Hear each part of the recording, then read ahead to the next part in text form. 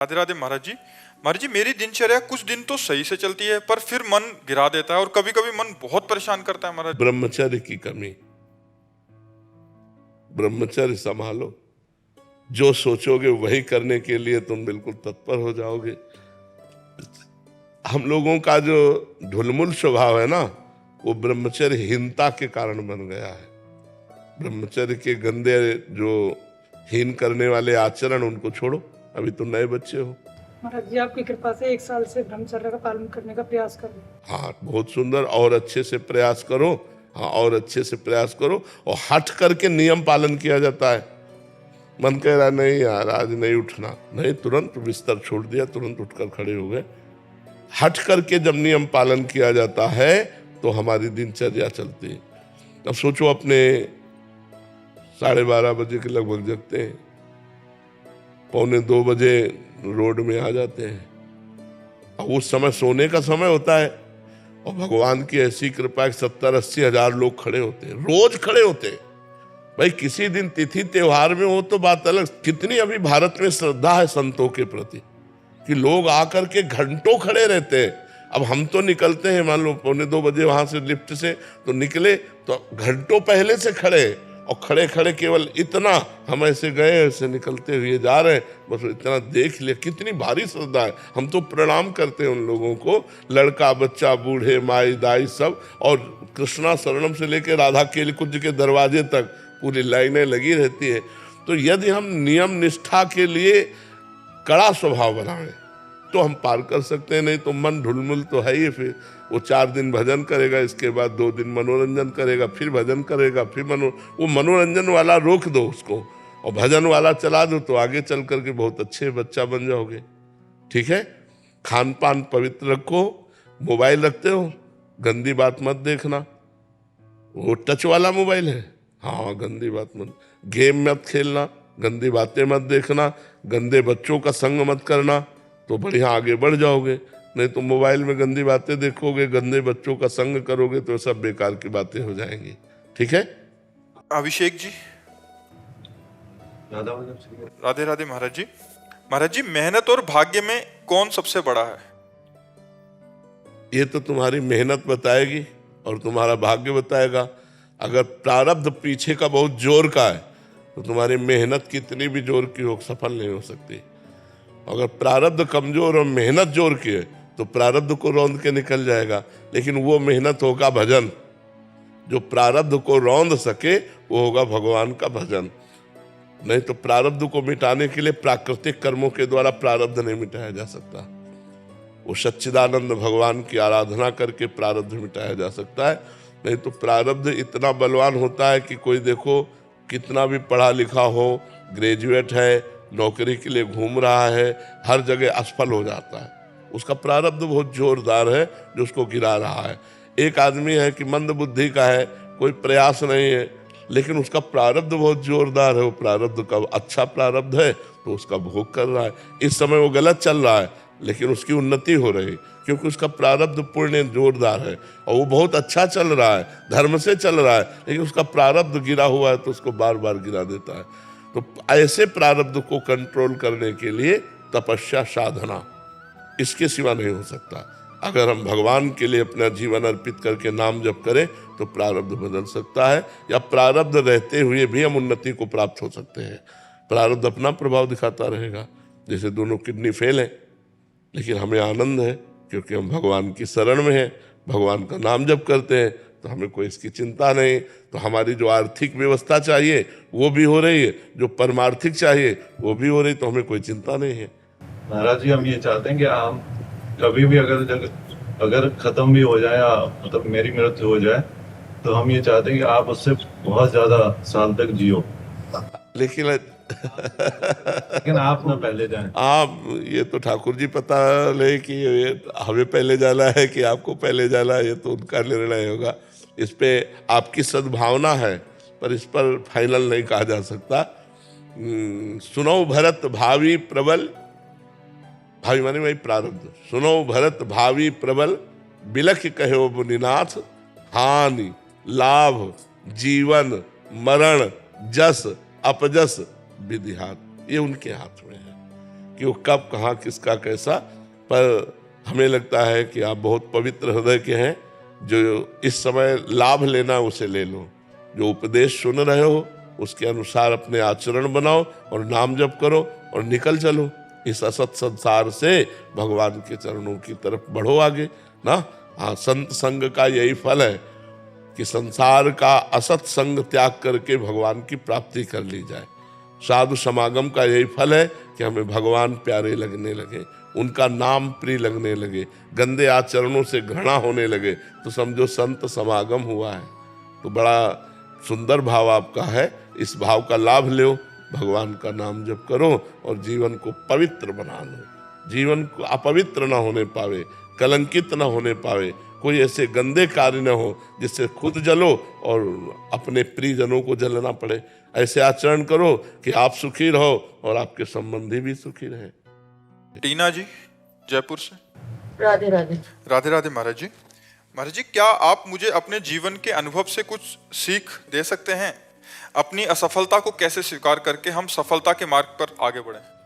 अपने जीवन की सीख रात दिन यही तो कर रहे हैं, अपने जीवन की सीख ही तो दे रहे हैं सबको।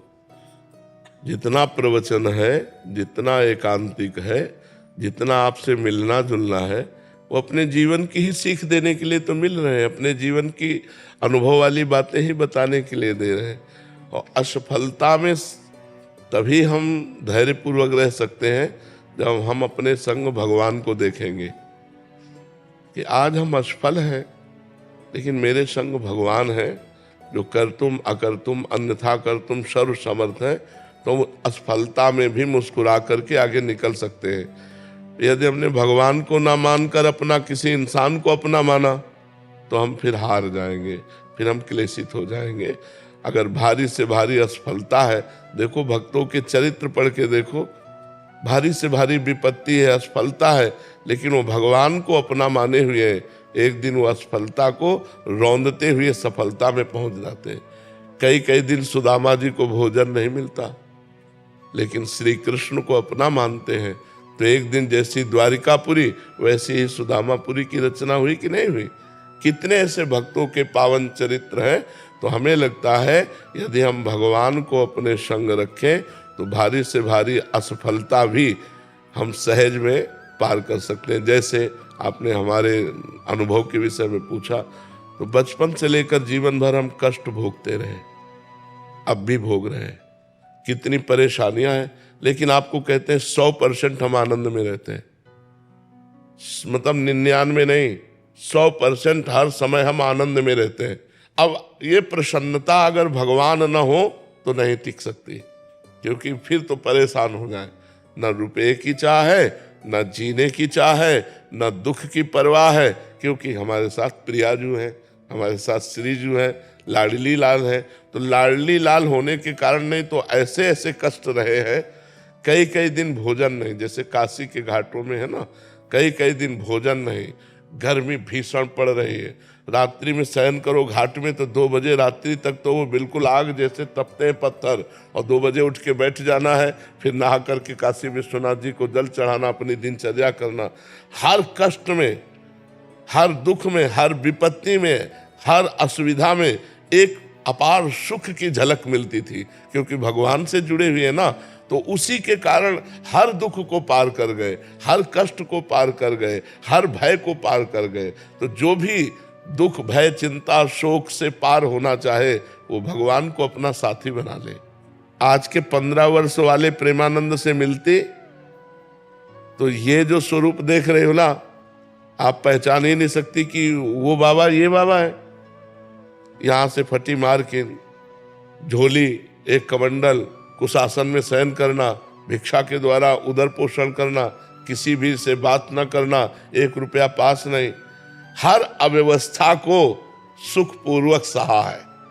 तो हर सफलता को असफलता में माया बदल देती है, और हर असफलता को सफलता में भगवान बदल देते हैं। तो हम माया का संग न करके भगवान का संग करें। राज जी ग्वालियर से। श्री हरिवंश।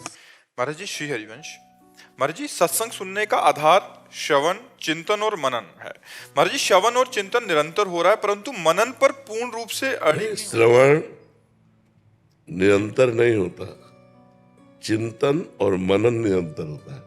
श्रवण तो कुछ समय के लिए होता है ना।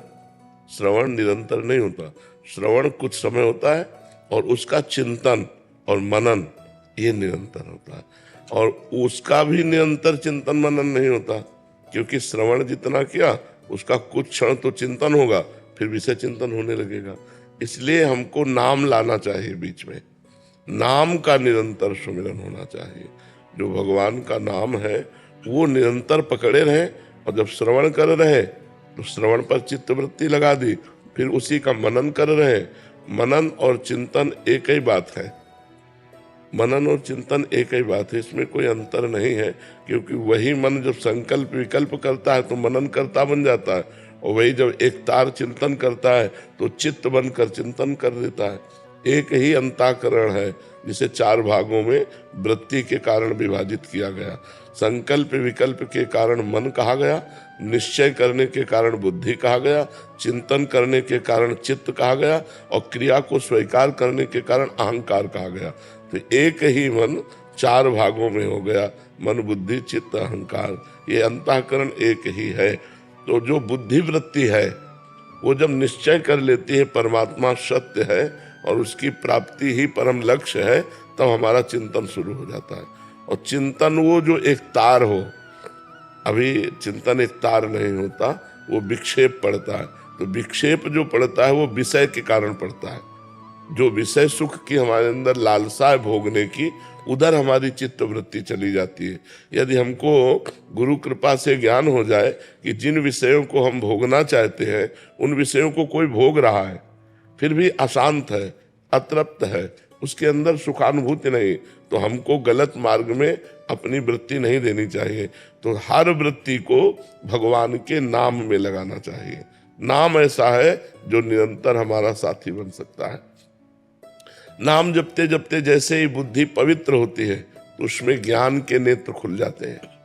अपने आप असत वस्तु, जैसे नकली नोट उठाने की इच्छा नहीं होगी। अपने को पता है नकली नोट पड़े हैं, उठाने की इच्छा नहीं होगी। ऐसे ये संसार के हर सुख नकली है, माया के द्वारा रचित है, स्वाप्निक है। स्वाप्निक माने नकली ही। उमा कहूँ मैं अनुभव अपना, सत हरिभजन जगत सब सपना, ये स्वाप्निक है संसार के सुख। तो जब ये ज्ञान हो जाएगा, प्रवचन कर लेना, सुन लेना ये अलग बात है, इसका अनुभव होना, तब हमारा मन इनसे हट करके एक तार भगवान की तरफ जाने लगेगा। तो हमको हट करके नाम जप में निरंतरता बनानी है। बिना हट के मन नहीं मानता है। हमें सुख मिले ना मिले, हमें लाभ मिले ना मिले, हमें शांति मिले ना मिले, हमको हट करके नाम जप करना है। जब ऐसा कोई हठी नाम जप करता है तो नाम जप का फिर अभ्यास बन जाता है, और जब नाम जप चलता है तो फिर आनंद की धारा खुलती। जो चाहे वो प्राप्त कर सकता है, ऐसा नाम रूपी धन है। बिना नाम धन के कोई भी आध्यात्मिक उन्नति नहीं हो सकती, चाहे किसी भी मार्ग का पथिक हो, उसको नाम जप करना ही पड़ेगा। समझ रहे हैं आप? महाराज जी, मेरा ये प्रश्न ये भी था कि जैसे हम लोग संसार में रहते हैं और आपके सानिध्य से ये पता पड़ा साध्य हमारा भगवत प्राप्ति है, तो साधन पे हम कैसे अड़िग रहे? कई बार क्या होता है, उतार चढ़ाव का समय भी ऐसा आता है, विफलताएं भी आती है, उतार चढ़ाव आता है, तो उस वक्त ऐसे अड़िग रहे? क्योंकि शास्त्र भी ये प्रमाणित करता है, अथा तो ब्रह्म जिज्ञासा, तो उस संदर्भ में नहीं, अथा तो ब्रह्म जिज्ञासा का मतलब अब मैं ब्रह्म जिज्ञासा करता हूँ, जानना चाहता हूँ उस ब्रह्म को। तो ब्रह्म को जानने के लिए ब्रह्म है सम और संसार है विषम। तो जब संसार को लक्ष्य बनाओगे तो हानि लाभ जय पराजय सुख दुख मान अपमान निंदा स्तुति ये मिलेगी। तो आप दुखी होंगे, सुखी होंगे, हर्षित होंगे, शोकित होंगे। मान मिला हर्षित हो गए, अपमान मिला शोकित हो गए, जय हुई सुखी हो गए, पराजय हुई दुखी हो गए। और यदि आप ब्रह्म की वृत्ति धारण किए तो ब्रह्म है सम। आप सुख में भी सम और दुख में भी सम, क्योंकि आपको दोनों को पता है, दोनों ये नाशवान है। सुख भी नाशवान है और दुख भी नाशवान है। यहाँ की जय भी पराजय है और पराजय भी जय है, इनका कोई अर्थ नहीं है। आप चाहे जितने बड़े पदाधिकारी हो, शरीर छूटा फिर क्या है? आप जब शरीर ही छूट गया तो आपकी सब विद्या गई और सब पद गया, सब धन दौलत गई, सब मकान, मित्र, परिवार, अधिकार सब चला गया, तो मिथ्या ही तो है। एक बार महाराज जनक जी शैया में सोए हुए थे, तो उन्होंने स्वप्न में देखा कि वो बहुत गरीब हो गए, भूख के मारे व्याकुल हो गए। किसी तरह उन्होंने कुछ दाल चावल मांगे और उसे मिट्टी की हाड़ी में पका रहे थे। वो पकने वाली ही थी कि दो सांड लड़ते हुए आए और वो सब खिचड़ी नष्ट हो गई। और वो ऐसे व्याकुल हुए, पूछो जो ही व्याकुलता हुई इसमें आंख खुली तो देखा राजा का वैभव। उनका ये सत्य कि वो सत्य। सभा में आए बड़े बड़े विद्वान बैठते थे, उनसे पूछा ये सत्य कि वो सत्य। अब ये और वो का तात्पर्य कोई जाने तो उसका निर्णय करे। उनका भाव था ये सत्य जो देख रहा हूं या जो स्वप्न में देखा वो सत्य।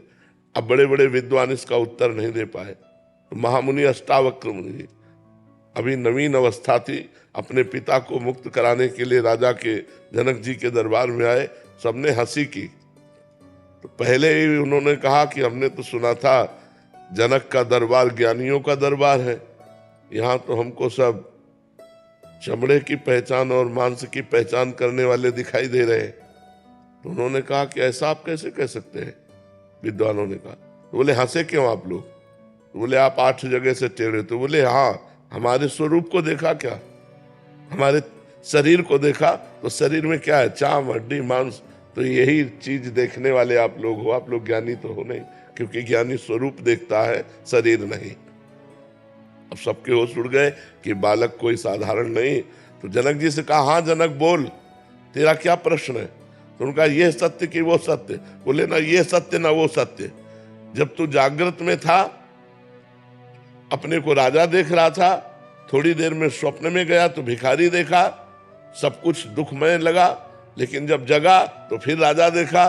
तो जो कुछ ही क्षण में असत हो जाता है वो सत्य कैसे हो सकता है? तो ये सत्य न हो सकता। अष्टावक्र गीता का उपदेश करके जनक जी को परम बोध प्रदान किया महामुनि अष्टावक्र जी ने। तो ये जब हमारे ज्ञान में आ जाता है कि न जय सत्य न पराजय सत्य, न मान सत्य न अपमान सत्य, तो ब्रह्म की जिज्ञासा रखने वाला सम को प्राप्त होता है, समता। उस समता को प्राप्त होकर के वो समदर्शी महात्मा, चाहे गृहस्थ हो चाहे विरक्त हो, वो महात्मा ही है। वो समदर्शी महात्मा सुख दुख के ऊपर विचरता है ब्रह्म में, ना कि मायाकृत द्वंद्वों में। वो द्वंद्वातीत अवस्था को प्राप्त हो जाता है। अब इसके प्राप्त करने के लिए हम गृहस्थ हैं, हमारे द्वारा सारे कर्म हो रहे हैं, परिवार का पोषण करना, अर्थ की प्राप्ति के लिए प्रयत्न करना, लेकिन ये सब माया का नाटक है। ये जानते हुए ये सत्य नहीं है। जैसे एक नाटक में थोड़ी देर के लिए तुम राजा बना दिए जाओ, या थोड़ी देर के लिए तुम कोई कुछ भी रोल दिया जाए, तो आपको पता है ये रोल मैं कर रहा हूं, मैं सत्य में राजा नहीं हूं। ऐसे ही आपको पता मैं आत्मस्वरूप ब्रह्मस्वरूप हूं, मेरा ये कर्तव्य नहीं है। ये जो कर्तव्य हो रहा है मायाकृत है, 3 गुणों के अंतर्गत है, इसलिए वो कर्तव्य करता हुआ भी ज्ञानी अकर्ता रहता है। वो सुख दुख के बीच में रहता हुआ भी वो सुख दुख का भोगता नहीं रहता। पर ये बात केवल प्रवचन से समझ में नहीं आएगी, साधना करनी पड़ेगी। लोक परलोक के समस्त भोगों से वैराग्य, सत असत का विवेक, इंद्रियों का दमन, मन का दमन, तितिक्षा, सहनशील, श्रद्धा, शास्त्र और गुरु के वचनों पर दृढ़ विश्वास, मुमुक्षुता, मैं मुक्त होना चाहता हूं, तब ये ज्ञान टिकता है। जब कठोर नियमों के द्वारा निरंतर ब्रह्माकार वृत्ति संसार के समस्त कार्य करते हुए, अब आप सोचो अपने लोग तो इतना कार्य नहीं जितना राजा जनक जी को कार्य। राजा को कार्य होता है ना। कोई सोचे कि ज्ञानी महापुरुष क्रिया रहित है बाहर से, तो ऐसा नहीं। वो क्रिया परायण होते हुए भी कर्ता भाव रहित है। कोई सोचे भक्ति कैसे हो सकती गृहस्थी में। अम्बरीश जी चक्रवर्ती सम्राट महाभागवत, राजा जनक जी परम ज्ञानी, दोनों एक महाभक्ति में और एक ज्ञानी में, दोनों चक्रवर्ती सम्राट राजा होते हुए भी अपने कार्य को कर रहे हैं। इसका मतलब है क्रियाएं गुणानुगुण वर्तन्ते मनुष्या पार्थ सर्वसा। क्रियाएं मायाकृत है और मैं उसका दृष्टा हूं, मैं करता नहीं हूं। तो कर्ता और भोक्ता भाव रहित महापुरुष ही ज्ञानी होता है, चाहे वो गृहस्थ में हो चाहे वो विरक्त में हो। ये भगवत मार्ग है। इसके लिए जरूरी नहीं कि कपड़ा बदला जाए, इसके लिए जरूरी उद्देश्य बदला जाए, हमारे विचार बदल जाए, हमारा चिंतन बदल जाए। समझ रहे हैं आप? किरण यादव जी, राधे राधे राधे महाराज जी।